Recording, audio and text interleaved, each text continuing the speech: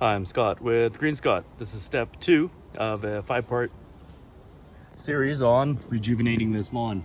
You can see here there's approximately 2,500 square feet. We've already sprayed down the herbicide kills.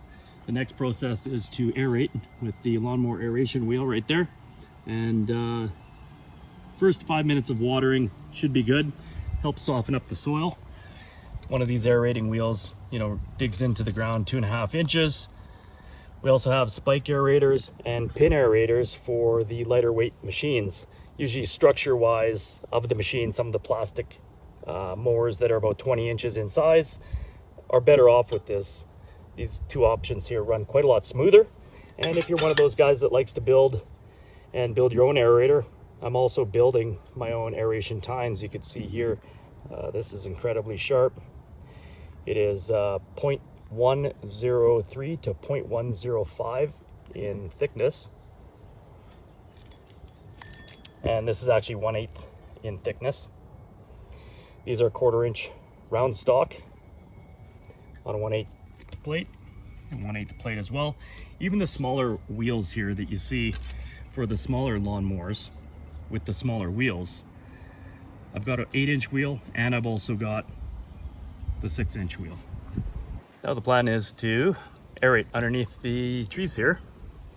I've already got the aerating wheel on the lawnmower, and I'm going to attempt to do this with one hand.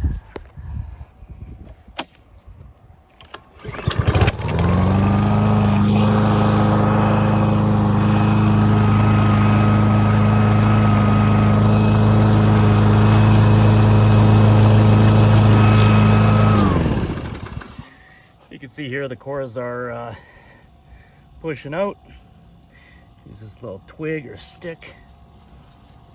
That's not gonna work. Here we go. That then clearly illustrates that it's working. You can see here this 1-inch hole there. Go back a ways. Yeah, there's another hole, another hole. And you can see just that little bit of moisture, really helps soften up the soil and increases the aeration. I probably only watered here for about 30 seconds or so. Some of the holes are only 1 inch because this ground here is really dense with tree roots. So over in this area, significantly softer because you do have a drain spout. And over in those areas over there, you're gonna get a lot better penetration. This area, it's all dirt. That's going to be chewed up pretty quick. And like I said, I'm going to throw down a layer of topsoil after I rake up all these needles because they're fairly acidic and the soil's pretty dry and dusty. The type of soil I'm putting down, once again, is 3 parts topsoil, 1 part compost, 1 part peat moss, and 1 part sand.